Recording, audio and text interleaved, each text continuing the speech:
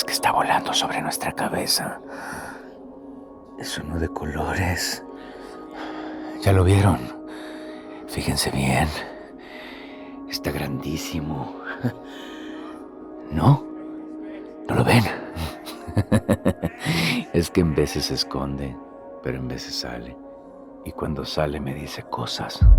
Soy Humberto Busto, y en esta experiencia de sonido binaural, interpreto a Gumaro de Dios, un joven mexicano que en diciembre de 2004 mató al compañero con el que vivía y luego le comió algunos órganos.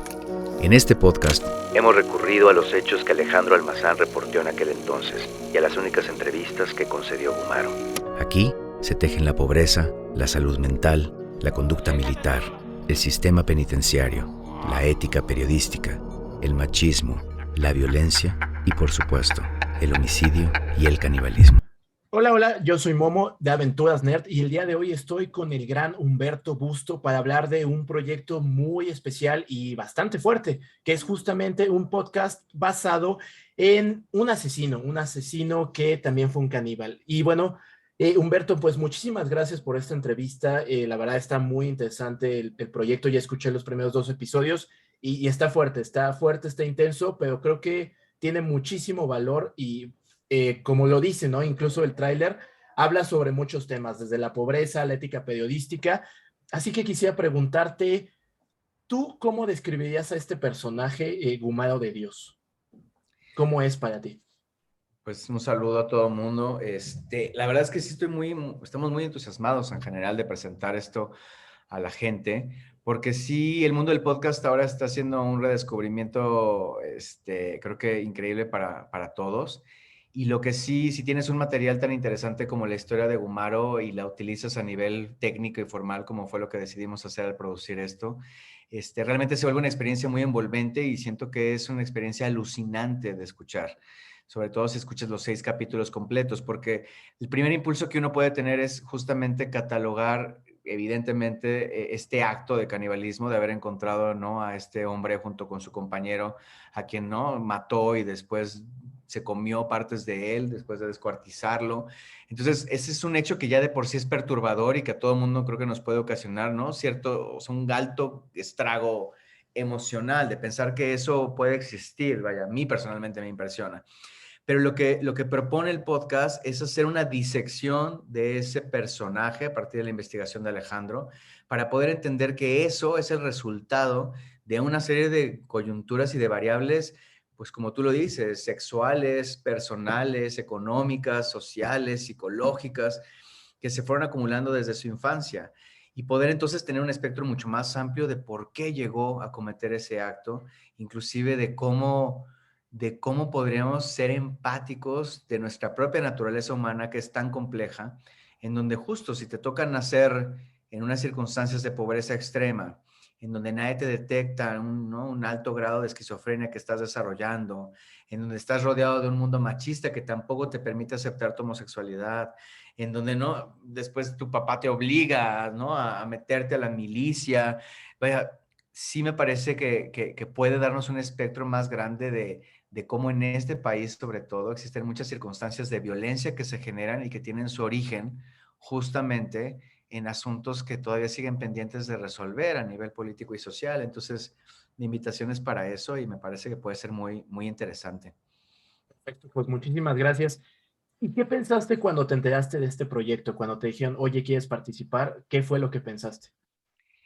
Yo conocí al Mazán por el Chapo, porque él formaba parte, ¿no?, del equipo periodístico detrás del Chapo, y sobre todo porque cuando me presentó su libro, quería él desarrollar una película, lo cual a mí me emocionó muchísimo. Esa película espero que la vamos a hacer, o quizá una serie de ficción, pero ahorita pues la primera posibilidad real de acercarnos ya a diseccionar el personaje y ese libro, pues se ve la oportunidad de hacer el podcast. Y por otro lado, además de ese entusiasmo en sí de la historia y de querer trabajar con Alejandro y con, ¿no?, con este personaje tan humano, que uno lo que está esperando como actor es siempre toparse con personajes, ¿no?, que sean así de complejos y profundos, pues también la cuestión técnica de trabajar con ese sonido binaural que ya conocía porque he visto proyectos que lo han utilizado y me parece también muy, muy fascinante porque es una técnica de sonido binaural 360 que consiste en un micrófono con ¿no? Con la forma de una cabeza tal cual, digo, para la gente que no conozca esta tecnología, y sobre la cual tú te tienes que mover físicamente. O sea, hay una cuestión que no estás solamente como, ¿no? Grabando tu voz sentado, sino que te estás interactuando con esa cabeza como si la cabeza fuera el espectador, o en algunos casos como si la cabeza fuera el propio Gumaro y yo fuera sus voces alternas, ¿no? Que se están moviendo en su interior. Entonces era una cuestión de analizar el personaje, de poder actuarlo, pero de poder estar en el estudio moviéndote y, ¿no? Y intensificando las emociones y transcribiéndolas a este ejercicio sonoro y vocal, que tiene que también ser muy preciso y matemático, porque no puede haber sonidos extras, cada sonido que pudiera pasar por, ¿no? Por un cable que se atora o por la camisa que suena, tiene que estar absolutamente cuidado, tienes que llegar específicamente a una serie de marcas en la cabeza, porque si, ¿no? Si la direccionalidad de la voz se va 1 centímetro más atrás de la oreja de esa cabeza, pues ya no se consigue lo que realmente se quería conseguir.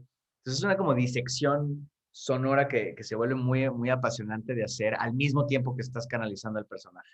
Entonces sí se vuelve un reto intensivo, ¿no? A nivel técnico y a nivel emocional, y eso fue lo que más me gustó y lo que más disfruté de hacerlo.